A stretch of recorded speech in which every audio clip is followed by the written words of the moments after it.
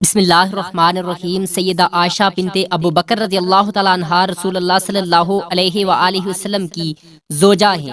آپ رضی اللہ تعالیٰ عنہا کو ام المؤمنین کے خطاب سے یاد کیا جاتا ہے۔ رسول اللہ صلی اللہ علیہ وسلم کے بعد خلفائے راشدین میں آپ کی شخصیت بہت نمایاں نظر آتی ہے۔ آپ رسول اللہ صلی اللہ علیہ وسلم کی وفات کے بعد 47 سال حیات رہیں۔ یہ وہ عرصہ ہے جس میں ابتدائی مسلم فتوحات ہوئی، مختلف مملکت اسلامیہ میں داخل ہوئے۔ علم و حدیث میں حضرت ابو ہریرہ رضی اللہ تعالیٰ عنہ کی روایت کے بعد سب سے زیادہ روایات حدیث کا ذخیرہ آپ سے ہی روایت کیا گیا ہے۔ آپ عہد نبی صلی اللہ علیہ وسلم اور عہد خلفائے راشدین کے عینی شاہد بھی اور مزید برآں آپ رضی اللہ تعالیٰ عنہ نے خلافت امویہ کے ابتدائی 17 سال بھی ملاحظہ فرمائے۔ سن 678 میں آپ رضی اللہ تعالیٰ عنہ کا انتقال مدینہ میں ہوا۔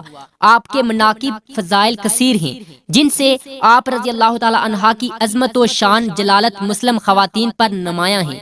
آپ رضی اللہ تعالیٰ عنہ رسول اللہ صلی اللہ علیہ وسلم کی وفات کے بعد 47 سال حیات رہیں۔ حضرت امیر معاویہ رضی اللہ تعالیٰ عنہ کی خلافت کے اواخر سال حضرت عائشہ رضی اللہ تعالیٰ عنہ کی حیات مبارکہ کے اواخر سال ہیں۔ سن 58 ہجری بمطابق 678 میں جب آپ کی عمر 67 سال کے قریب تھی کہ ماہ رمضان 58 ہجری جولائی 678 میں علیل ہو گئی اور چند روز تک علیل رہیں۔ کوئی حال پوچھتا تو فرماتی اچھی ہوں۔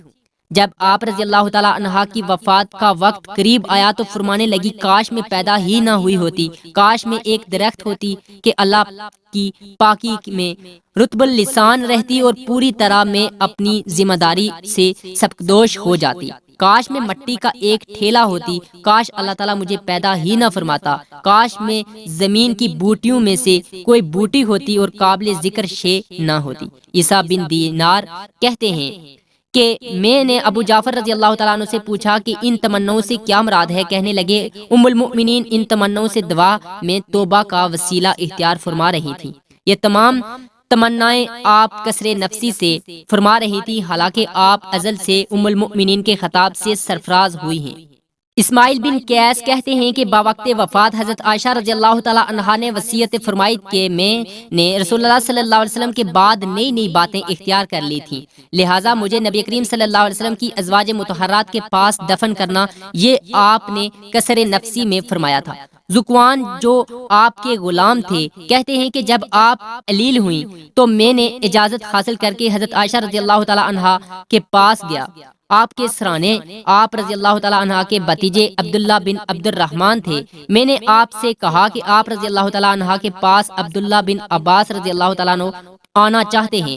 اس وقت آپ دنیا سدھارنے والی تھیں۔ بولی ابن عباس کو نہ آنے دو، اس وقت مجھے ان کی اور ان کی تعریفوں کی ضرورت نہیں۔ ذکوان نے کہا ام المؤمنین ابن عباس آپ کے ایک نیک صالح فرزند ہیں، آپ رضی اللہ تعالیٰ عنہ کو سلام کرنے اور رخصت کرنے آئے ہیں۔ بولی اچھا تو اگر تم چاہو تو انہیں بلا لو۔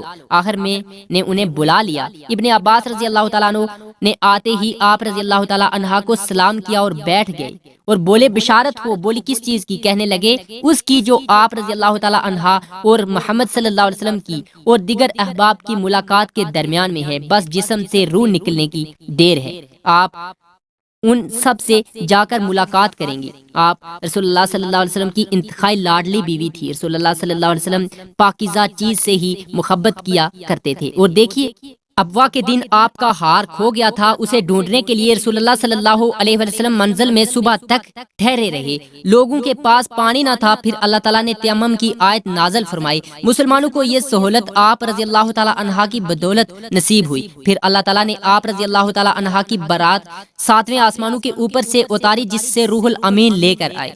اب ایسی کوئی مسجد نہیں جس میں آپ رضی اللہ تعالیٰ عنہ کی برات کی آیتیں صبح و شام نہ پڑھی جاتی ہوں۔ آپ رضی اللہ تعالیٰ عنہ فرمانے لگی ابن عباس تعریفیں چھوڑو، اس کی قسم جس کے ہاتھ میں میری جان ہے، میری تو یہ تمنا ہے میں بولی بسرا ہوئی جاتی۔ تابع ابن ابی عتیق رحمۃ اللہ علیہ حضرت عائشہ رضی اللہ تعالیٰ عنہ کے پاس گئے جبکہ وہ علیل تھی۔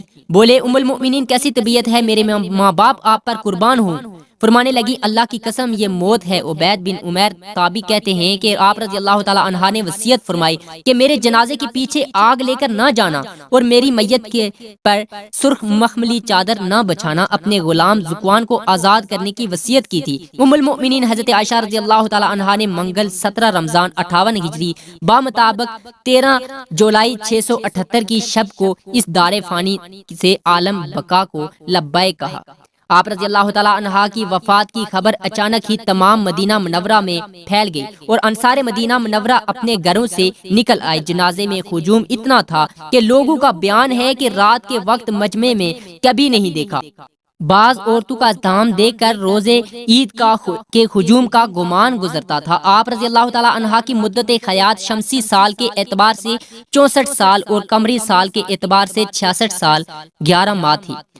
نماز جنازہ حضرت ابو ہریرہ رضی اللہ تعالیٰ عنہ نے پڑھائی اور آپ کی تجہیز و تکفین شب میں ہی عمل میں آئی۔ حضرت ابو ہریرہ رضی اللہ تعالیٰ عنہ ان دنوں مدینہ منورہ کے قائم میں مقام امیر تھے، کیونکہ مروان بن حکم مدینہ منورہ میں موجود نہ تھا۔ وہ عمرہ کے لیے مکہ مکرمہ گیا ہوا تھا اور مدینہ منورہ میں حضرت ابو ہریرہ رضی اللہ تعالیٰ عنہ کو اپنا نائب اور قائم مقام امیر بنا کر گیا تھا۔ بوقت تدفین آپ رضی اللہ تعالیٰ عنہ کی قبر اطہر کے چاروں اطراف ایک کپڑے سے پردہ کر دیا گیا تھا تاکہ آپ رضی اللہ تعالیٰ عنہ کے احترام میں کوئی کمی واقع نہ ہو۔ آپ رضی اللہ تعالیٰ عنہ کو قبر اطہر میں آپ کے بانجو بتیجوں یعنی جناب قاسم بن محمد ابو بکر، حضرت عبداللہ بن زبیر رضی اللہ تعالیٰ عنہ، ارواح بن زبیر رضی اللہ تعالیٰ عنہ، محمد بن عبد الرحمن بن ابو بکر رضی اللہ تعالیٰ عنہ نے قبر اطہر میں اتارا۔ شب بدھ میں تہجد کے وقت تدفین عمل میں آئی ام المؤمنین حضرت ام سلمہ بنت ابی امیہ رضی اللہ تعالیٰ عنہا لوگوں کی آفغاں سن کر بولی، عائشہ رضی اللہ تعالیٰ عنہا کے لیے جنت واجب ہے۔ حضرت صلی اللہ علیہ وسلم کی سب سے پیاری بیوی تھی۔ امام ابو داود طیالسی نے ام المؤمنین حضرت ام سلمہ ہند بنت ابی امیہ کا قول نقل کیا، جب انہیں حضرت عائشہ رضی اللہ تعالیٰ عنہا کی وفات کی خبر معلوم ہوئی تو وہ بولی، اللہ ان پر رحمت بھیجے، اپنے باپ کے سوا اور آپ صلی اللہ علیہ وسلم کو سب سے زیادہ محبوب تھی۔ عبید بن عمیر تابعی کہتے ہیں کہ ایک شخص نے میرے والد سے پوچھا کہ لوگوں نے ام المؤمنین کا کیا غم کیا؟ آپ بولے، آپ رضی اللہ تعالیٰ عنہا کی وفات پر ہر وہ غمگین تھا جس کی آپ ماں تھی۔ یا اللہ ہم سب کے گناہوں کو معاف فرما اور صحابہ کرام کے نقش قدم پر چلنے کی توفیق عطا فرما، اپنی رحمت کا سایہ نصیب فرما، آمین۔